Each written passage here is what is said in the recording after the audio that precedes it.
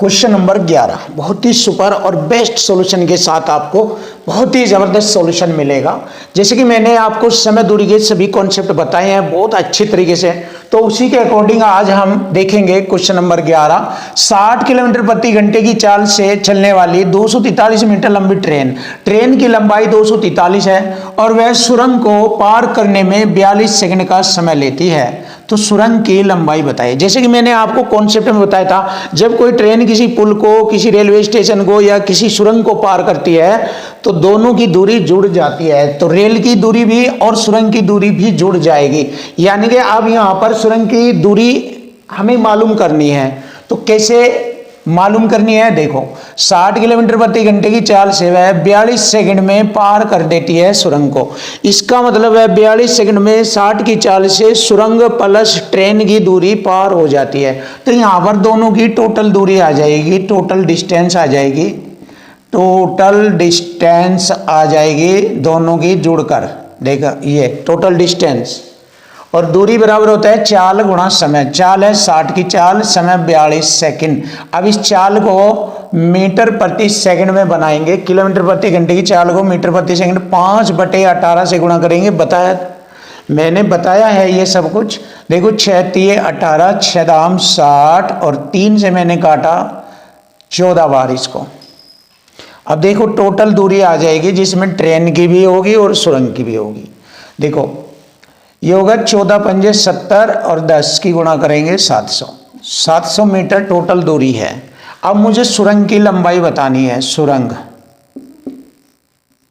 700 में 243 ट्रेन की लंबाई घटाएंगे, 10 में से 3 घटाएंगे 7 और 9 में से 4 घटाएंगे 5 और इधर है गया हमारा 6 में से 2 घटाएंगे 4, 457। देख लीजिए 457 मीटर लंबी सुरंग होगी और यही हमारी क्वेश्चन का आंसर बन गया। ऑप्शन है 457 मीटर लंबी सुरंग। बस माइंड का खेल है, अगर आप माइंड से समझे तो क्या होता है, जो आप चाहेंगे वही होगा। बस माइंड से देखिए। 60 किलोमीटर प्रति घंटे की चाल से वह 42 सेकंड लो टोटल कितनी दूरी तय करेगी, और जो टोटल दूरी तय होगी वो रेल की और सुरंग की दूरी होगी। और जबकि मुझे ट्रेन की दूरी पता है तो ट्रेन की दूरी टोटल दूरी में से घटा दूंगा, सुरंग की दूरी आ जाएगी, यानी सुरंग की लंबाई हमें मिल जाएगी। तो सुरंग की लंबाई है 457 मीटर। बहुत आसान, सिंपल और इजी। माइंड से कीजिए, बस क्वेश्चन इजी हो जाएंगे। क्वेश्चन नंबर 12 देखिए, मैंने बताया है 36 किलोमीटर प्रति घंटे की चाल। किलोमीटर प्रति घंटा में है तो मीटर प्रति सेकंड में 18 दूनी 36 है तो 5 दूनी 10। टेबल बताई है मैंने बहुत अच्छी सुंदर तरीके से। मीटर प्रति सेकंड अगर नहीं जानते तो 5/18 से गुणा कर दीजिए इसको, तो हमें 10 मीटर प्रति सेकंड की चाल कह सकते हैं। हम इस चाल को 10 मीटर प्रति सेकंड की चाल कहेंगे, क्योंकि मैंने बताया था 18 का पहाड़ा, 18 दूनी 36 है तो 5 दूनी 10।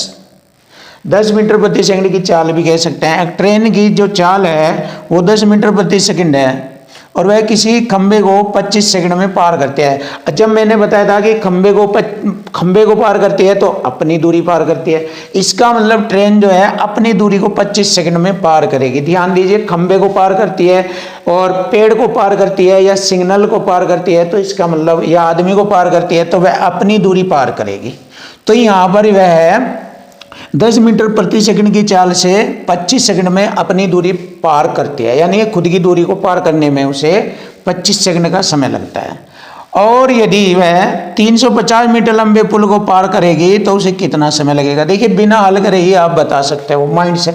देखो 350 मीटर लंबे पुल को पार करेगी तो उसे कितना समय लगेगा।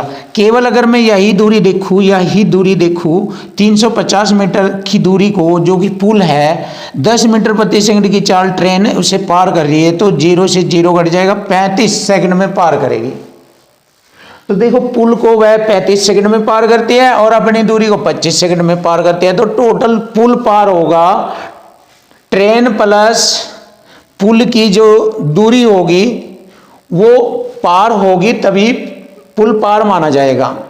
और पुल पार माना जाएगा तो ट्रेन अपनी दूरी को 25 सेकंड में, और यहाँ पर ये 35 में, 35 और 25 हो जाएगा 60 सेकंड में वह पार कर देती है। तो आप ऐसे डायरेक्ट भी कर सकते हैं, लेकिन आपको और दूसरा तरीका भी दिखाएंगे। देखो हमें मालूम हो गया है देखो 10 मीटर प्रति सेकंड की चाल से ट्रेन चल रही है और वह एक खंबे को पार करती है, तो यानी कि अपनी दूरी को पार करेगी।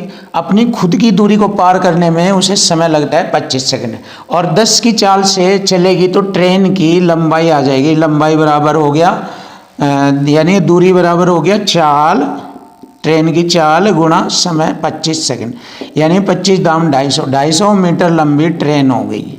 तो ट्रेन की लंबाई आ गई 250 और प्लेटफार्म आ गया 350 मीटर। तो टोटल दूरी होगी, कुल दूरी होगी दोनों की 250 और 350, ये हो गया आपका 600 मीटर हो गया। ये देखिए 600 मीटर की दूरी पार करती है। तो 600 मीटर की दूरी, इसमें ट्रेन और पुल की दूरी टोटल दूरी होगी। मैंने बताया था जब कोई ट्रेन किसी पुल को या सुरंग को पार करती है तो दोनों की दूरी जुड़ जाती है। कुल दूरी को पार करने में जो समय लगेगा वही पुल को पार करने में लिया गया समय होगा। तो देखिए दूरी तो 600 मीटर है, चाल उसकी ट्रेन की 10 है, तो समय बता रहा है कि 350 मीटर लंबे पुल को पार करने में कितना समय बराबर दूरी बटे चाल हो गई 10 से 0 कट गई 60 सेकंड का समय लगेगी। तो देखिए ये मैंने मौखिक ही बता दिया था, आप अगर आप माइंड से समझे तो ये भी लिखने की आवश्यकता नहीं है। एक बार फिर सुनो, देखो 25 सेकंड में अपनी दूरी तय करें, इसका मतलब खुद को पार करने में 25 सेकंड लग गए उसके, और इसे पार कर रही है 10 की चाल से। अगर 350 मीटर दूरी तय करें 10 की चाल से 0 से 0, 35 सेकंड ये लग गए। 35 सेकंड पुल को पार करने में और 25 सेकंड अपने आप को पार करने में। तो टोटल पुल तभी तो पार होगा जब दोनों की दूरी जुड़ेगी, और दोनों की दूरी को पार करने में लिया गया समय 25 सेकंड, ये 35 ये 60 सेकंड। 60 सेकंड में पुल पार हो जाता है। आप डायरेक्ट भी कर सकते हैं और आप लिख कर भी कर सकते हैं। देखो माइंड का जितना यूज करेंगे उतना ही मैथ ईजी आसान होगा।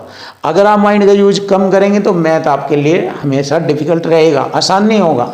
आसान करना है तो बस लैंग्वेज और कंडीशन को समझो और क्वेश्चन फिनिश हो जाएगा।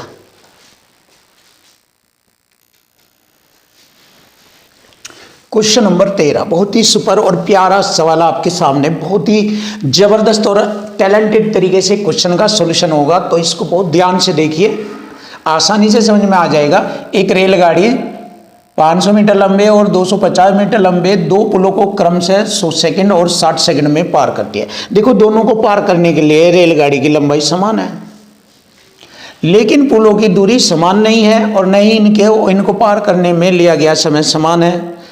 ना ही समय भी समान नहीं है और न ही पुलों की दूरी समान है। बट इसमें समान है तो केवल रेल की लंबाई है जो दोनों कंडीशनों को पार करने में स्वयं रेल है। तो रेलगाड़ी की लंबाई बतानी, तो यहाँ पर जब ये कंडीशन आती है कि दोनों को पार कर रही है और दोनों के पुलों की लंबाई अलग अलग है, समय भी अलग अलग है, तो दोनों के पुलों की लंबाई का अंतर और समय का अंतर से भाग करेंगे तो रेलगाड़ी की चाल आ जाएगी। तो सबसे पहले हम रेलगाड़ी की चाल निकालेंगे। देखिए इक्वल टू इक्वल हो जाएगा, अंतर बराबर अंतर। तो दोनों चाल का मतलब होगा चाल बराबर होता है दूरी बटे समय। तो यहाँ पर दूरी का अंतर हो गया 250 और बटे समय का अंतर हो गया हमारा 40। देखो 100 और 60 में अंतर करेंगे 40 का, तो यहाँ चाल आ जाएगी रेलगाड़ी की चाल, वो भी मीटर प्रति सेकंड में। चलिए 0 से मैंने 0 काटा, ये हो गया रेलगाड़ी की चाल 25/4 मीटर प्रति सेकंड। क्लियर। अब देखिए रेलगाड़ी जो है पुल को 500 मीटर लंबे जब पुल को पार करे तो उस समय पुल और रेलगाड़ी दोनों की दूरी पार होती है, ध्यान दीजिए, और वह 100 सेकंड में पार होती है। और 250 मीटर की दूरी 60 सेकंड में होती है। तो मैं यहाँ से करूँगा 100 मीटर के पुल को जब पार करेगी तो ट्रेन खुद भी अपनी लंबाई को पार करेगी, तो दोनों की दूरी जुड़ जाएगी और 100 सेकंड लो वह पार करेगी। तो इसका मतलब है रेलगाड़ी अपनी चाल तो यही रखेगी 25/4 मीटर प्रति सेकंड की चाल से वह 100 मीटर में देखेंगे कितनी दूरी जाएगी, उसमें टोटल दूरी आ जाएगी पुल की और रेल की। तो यहाँ पर पुल प्लस ट्रेन की दूरी आ जाएगी, पुल प्लस ट्रेन की लंबाई आ जाएगी, दूरी बराबर चाल और गुणा समय। 100 सेकंड वाला लेंगे, ये टोटल दूरी आ जाएगी। 4 से मैंने काटा 100 को 25 और 25 के गुणा करेंगे 625। तो इसमें पुल और ट्रेन दोनों की लंबाई आ गई है। जबकि इसमें हमें पुल की लंबाई पता है 500 मीटर, ट्रेन की कितनी देखिए 500 मीटर पुल है, टोटल 625 दूरी आई, तो ट्रेन की 125 मीटर आ जाएगी। देखो दोनों का जोड़ हो गया 625, तो हम कह सकते हैं ट्रेन की लंबाई आ गई 125 metre. Option A is right answer.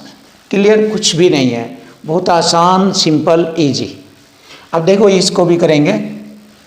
एक ट्रेन 18 सेकंड में प्लेटफॉर्म को पार करती है। देखो 18 सेकंड में प्लेटफॉर्म प्लस ट्रेन पार होती है, दोनों की दूरी 18 सेकंड में पार होती है।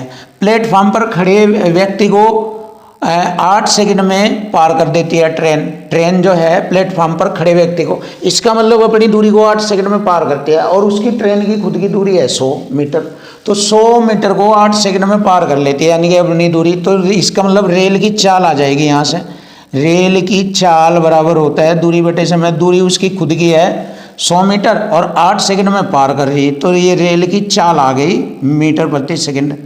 तो रेल की चाल मीटर प्रति सेकंड आ गई। अब यह इस चाल से चलती है तो 18 सेकंड में प्लेटफॉर्म को पार करती है, तो 18 सेकंड में प्लेटफॉर्म प्लस ट्रेन की दूरी पार होएगी। तो देखिए टोटल दूरी आ जाएगी, ट्रेन प्लस प्लेटफॉर्म की दूरी पार होती है, टोटल दूरी बराबर हो गया चाल 100/8 मीटर प्रति सेकंड की चाल और गुणा समय 18 सेकंड लो चलती है वह, तो टोटल दूरी आ जाएगी। यहाँ देखिए कटिंग करते हैं हम, 4 दूनी 8, 4 से 25 और 2 नम्मा 18, 25 नम्मा 225। देखिए 225 मीटर दोनों की दूरी आ गई, जिसमें 225 मीटर दोनों की दूरी है, इसमें ट्रेन की तो 100 है ये रही, और है दोनों की 225, तो प्लेटफॉर्म 125 हो जाएगा, तभी तो दोनों की दूरी 225 हो जाएगी है जुड़कर। तो मीन्स पता लग गया प्लेटफॉर्म की जो लंबाई है, प्लेटफॉर्म वो 125 मीटर है। ये रहा, बहुत आसान और बहुत इजी तरीके से आपके सामने क्वेश्चन का सॉल्यूशन। आप चाहे तो माइंड टू माइंड ही कर देंगे, बस थोड़ा सा माइंड और टैलेंट का यूज कीजिए, क्वेश्चन बिल्कुल आसान। क्वेश्चन नंबर 15 देखिए, बहुत इजी और आसान तरीके से क्वेश्चन का सॉल्यूशन कॉन्सेप्ट से होगा, इक्वल टू इक्वल से, बहुत इजी और आसान। देखो जॉन बाइक द्वारा 2/3 दूरी को तय करता है। देखिए 2/3 दूरी को तय करता है, तो शेष दूरी कितनी रह गई? देखो 3 में से 2 घटाएंगे, 1/3 दूरी रह गई शेष, और वह शेष कह रहा है 6 किलोमीटर यात्रा करता है शेष। तो शेष बराबर शेष करेंगे, देखिए शेष बराबर शेष, ये रहा शेष बराबर शेष, इक्वल टू इक्वल, और वह शेष 6 किलोमीटर, तो इसका मतलब शेष दूरी 6 किलोमीटर है। और यहाँ हम कह रहे हैं शेष 1 के बराबर 6 है, तो 3 के बराबर टोटल दूरी आ जाएगी, 3 छंग 18 किलोमीटर की कुल दूरी थी। तो हमसे पूछा है वह पूरी यात्रा में कितने किलोमीटर की यात्रा करता है? 18 किलोमीटर की यात्रा करता है। तो देखिए बहुत आसान और इजी तरीका आपके सामने, 18 किलोमीटर की यात्रा। ऑप्शन बी इज राइट, ये रहा क्वेश्चन का आंसर। सॉल्यूशन जबरदस्त मिलेगा, हर एक सॉल्यूशन नंबर 1 मिलेगा आपको, हर क्वेश्चन बिल्कुल इजी और आसान बनाकर आपको पढ़ाया जाएगा। तो देखो क्वेश्चन नंबर 16, एक व्यक्ति अपनी कुल यात्रा का 9/20 भाग बस द्वारा, देखो 9/20 भाग उसने बस से तय किया, तो शेष भाग कितना रह गया? देखिए यहाँ से देखेंगे 20 में से 9 घटाएंगे, 11/20 भाग उसने पैदल तय किया, और ये शेष भाग, ये रहा शेष दूरी 10 किलोमीटर है यहाँ, तो 11/20 के बराबर 10 किलोमीटर बताया गया है ये। तो कुल यात्रा की दूरी पूछी है, तो बस वही शेष बराबर शेष करेंगे, 20 की गुणा 10 में करेंगे, 20 दाम 200 किलोमीटर, और बटे में 11 से भाग करेंगे, तो कितने किलोमीटर की कुल दूरी है? 11 एकम 11, 9 हो गए 90, 11 अठे 88, 2 बच गए 20, 11 एकम 11, देखिए 18.1, ये रहा 18.1, ये वाला हमारे क्वेश्चन का आंसर बन जाता है 18.18 किलोमीटर। बहुत इजी, बहुत आसान, आपके सामने देख लीजिए, बिल्कुल इजी और आसान, इक्वल टू इक्वल फॉर्म में क्वेश्चन का आंसर आ गया है। क्वेश्चन नंबर 17, देखिए क्वेश्चन नंबर 17 और 18 दोनों क्वेश्चन सेम टाइप के क्वेश्चन हैं। तो जब भी इस टाइप के क्वेश्चन आए उनकी औसत चाल पूछें। कैसे, देखो ध्यान से। एक व्यक्ति एक निश्चित दूरी को, कोई एक निश्चित दूरी दी जाएगी, यानी कि दूरी की लंबाई तो बताई नहीं जाएगी, बट एक निश्चित दूरी कही जाएगी कि एक निश्चित दूरी को 60 की चाल से तय करता है और फिर 40 की चाल से वापस लौट आता है, तो उसकी औसत चाल बताए। तो ऐसे टाइप के क्वेश्चनों में एवरेज स्पीड जो पूछा जाता है औसत चाल, तो 2 गुणा पहली चाल गुणा दूसरी चाल बटे दोनों चालों का जोड़, ये वाला कंसेप्ट लगता है। इस कॉन्सेप्ट को यूज कर दीजिए, क्वेश्चन बिल्कुल सेकंडों में आ जाएगा। तो इसके लिए भी यही है, एवरेज स्पीड बराबर हो गया 2 गुणा पहली चाल गुणा दूसरी चाल बटे दोनों चालों का जोड़। ऐसे इसको हल कर लेते हैं। तो चलिए, एवरेज स्पीड पूछा उसने, औसत चाल बराबर हो गया 2 गुणा पहली चाल 60 है, दूसरी चाल 40 बटे दोनों को जोड़ेंगे 100, 2 जीरो से 2 जीरो, 4 6 24 दूनी 48, 48 किलोमीटर प्रति घंटा। ये रहा क्वेश्चन का answer, option A. Option A is right, ये रहा। ऐसे ही हम क्वेश्चन नंबर 18 करेंगे, इसमें भी एवरेज स्पीड पूछा है। तो 2 गुणा पहली चाल है 100, दूसरी है 80, ऊपर गुणा नीचे जोड़ लेंगे 180, 2 नंबर 18, 90 बार, 0 से 0, 800 ऊपर रह गया 800 बटे 9। अब देखिए 9 8 72, 8 फिर 80 हो गया, 9 8 72 दशमलव 88, देख लो कहाँ आ रहा है 88, ये रहा। Option B is right, 88.89 kilometre प्रति घंटा। ये हमारे क्वेश्चन का आंसर बनता है।